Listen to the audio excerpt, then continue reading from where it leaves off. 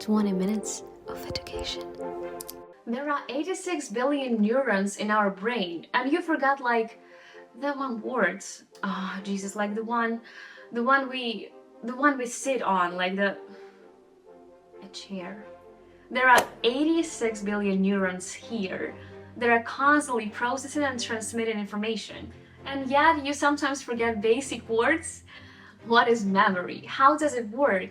And how can we improve it? Memory is a mental ability that encodes, stores, and retrieves data or information when needed. An ability, so is that a skill, a learned habit, or an innate talent? Is it possible to train memory so it works for you?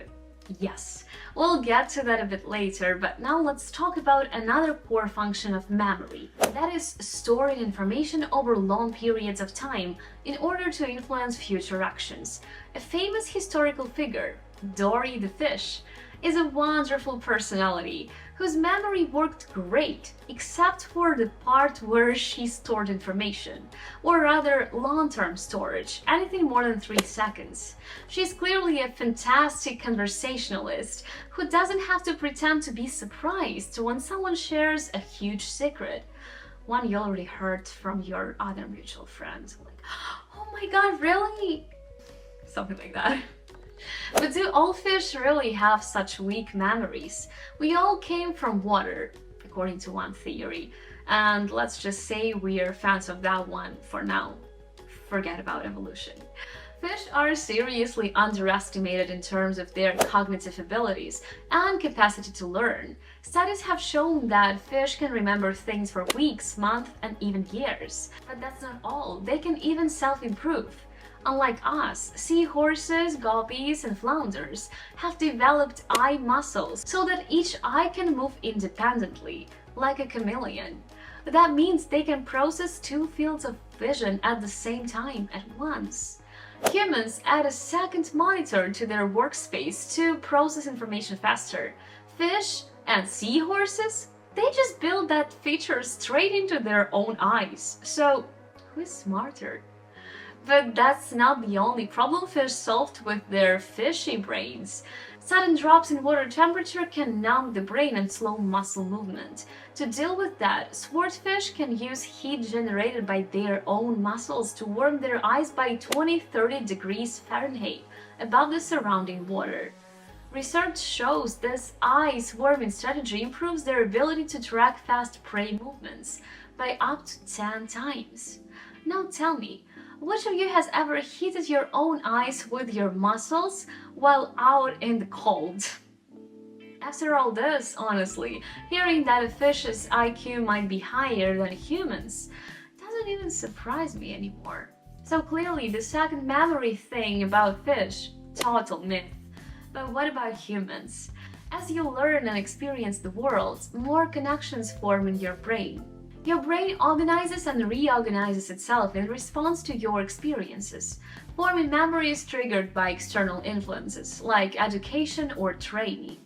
The taste of ice cream your grandma used to buy you, the smell of fruits on the beach when you were a kid, your mother's first tears you ever saw. These are the memories that make up your lifetime experience. They shape your sense of self. They make you feel comfortable with familiar people and places, link your past to your present, and provide the foundation for your future. At a deeper level, our collective set of memories, our memory as a whole, is what makes us who we are. But memory isn't a part of the body, like your hands or your eyes. It's a process. And according to modern research, it's not even located in one specific area in the brain. It's a process happening all over the brain. Our memory, yours and mine, is actually made up of a set of systems. Each one plays a different role in creating, storing, and retrieving your memories. When the brain processes information normally, all the systems work together in harmony to produce seamless thought. What feels like a single memory is actually a complex construction.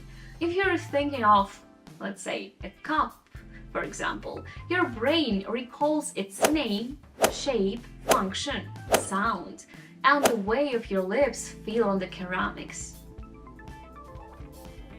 Every part of the cup memory comes from different brain region. The whole image is actively reconstructed from many areas. Neurologists are only beginning to understand how the parts come back together as a whole. If you're driving a car, your driving skills come from one set of brain cells, traffic rules from another, and your gut feeling that a car is getting too close comes from a third one.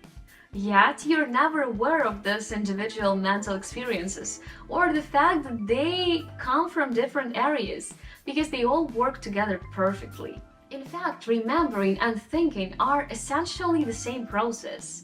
Our brain and memory are more like a computer than a bookshelf.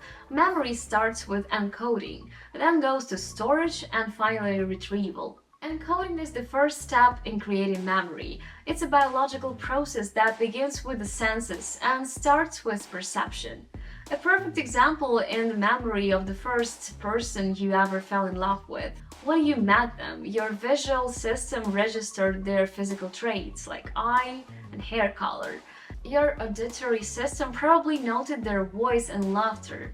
Maybe you smelled their perfume or natural scent. You felt their touch. Each of those senses was processed in a brain region called the hippocampus, which helps form emotions and transitions short-term memories into long-term ones. The result? All the sensations merged into the impression you describe to your friends as your memory of that person. Experts believe that the hippocampus, together with another part of the brain called the frontal cortex, is responsible for analyzing sensory input and deciding whether or not to remember it.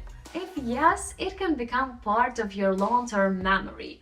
That's why many people remember their first love so clearly. Though memory begins with perception, it's encoded and stored through the language of electricity and chemicals. Here is how it works. Neurons connect to other neurons at a point called synapses. A synapse is where information passes from one cell to another. Every action in your brain happens at the synapses, where electric impulses transmit messages. These connections aren't fixed, they're always changing. Brain cells form networks and organize into groups. When one brain cell sends signals to another, the synapse between them becomes stronger. The more signals pass between them, the stronger the connection. With each new experience, your brain slightly alters its physical structure.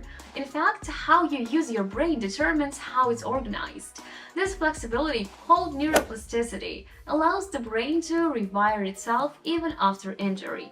Put simply, the more you train your brain, the stronger it becomes. And in cases of damage like Alzheimer's, scientists say that the more knowledge and training your brain has, the less severe the memory loss might be. So if someone has known 2-3 languages in their life, they might lose some memory with age, but their knowledge won't drop to a primitive level. They've built a strong network of brain connections. So, if you're watching this video, you're already insuring your brain for the future. Growth and learning are everything. Use your brain often and it will stay in shape. At first, memory is stored in short-term memory. Short-term memory has pretty limited capacity, about 7 items, no more than 20-30 seconds at a time. You can increase this using memory strategies. For example, a 10-digit number is too much to hold short-term. But if you chunk it like a phone number, 522-111-3420, it can stay in your mind long enough. Also, saying information out loud kind of resets your short-term memory timer each time. Important into gradually transfers to long-term memory. The more it's repeated or used, the more likely it becomes stored long-term. And that storage has no expiration date. It can last forever.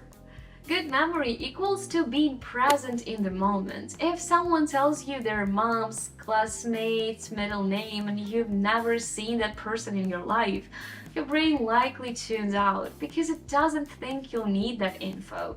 So when there are communication issues, my favorite quote, which I don't know, either came up with or heard long ago, I forget. The first step to mind reading is listening to the person and not pretending to. Super important. Just to listen and to be present. If you don't remember where you put your phone a minute ago, it's not bad memory, it's inattention. And inattention is often laziness. So if you forget important things, just try to be more mindful of the process, like when you place your phone somewhere. That's encoding. If nothing distracts you, like a flood of other thoughts, your memory encodes it properly and you'll remember it. Also, parts of the brain important for memory are highly vulnerable to aging. One area, the hippocampus, loses about 5% of its neurons every decade, totaling around 20% by age 80. Plus, the brain itself shrinks and becomes less efficient. While some specific abilities decline with age, overall memory stays strong for most people into their 70s.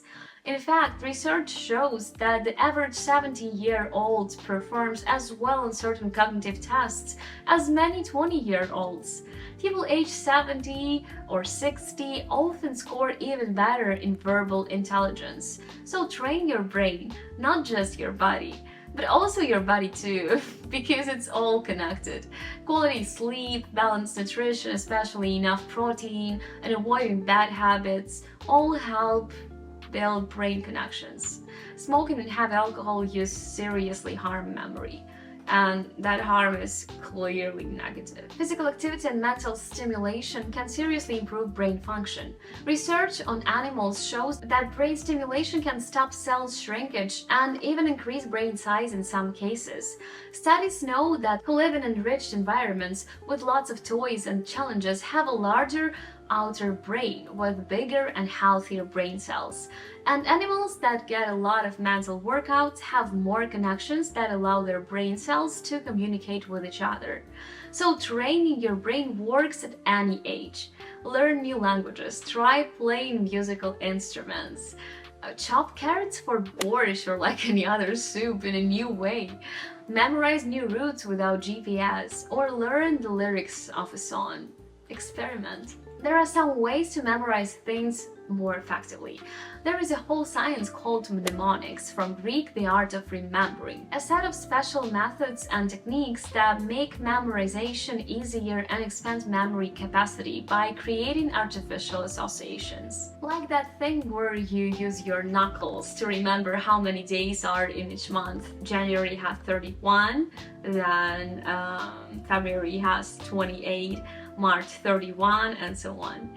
This means replacing abstract objects and facts with ideas or representations that have a visual, auditory, or kinesthetic feel, like smell, touch, or movement. You combine those new ideas with info already in your memory of different types to make it easier to remember. The simplest forms of mnemonics are rhythm and rhyme. Rhythm is a natural way of organizing information, and a lot of people use it without even thinking. They repeat things over and over in the same rhythm and find rhymes for them. This is actually how we learn the multiplication table, for example. But keep in mind, remembering something through rhythm and rhyme doesn't guarantee that you'll understand it. It just helps you memorize it. Another pretty easy method is remembering long terms or foreign words using similar sounding words, like hyperbolization. In school during geometry we had the word hyperbola. Boom, association. The next interesting and very unusual method for memorization will be on my Patreon. There are different subscription options, and the videos will be available with any subscription.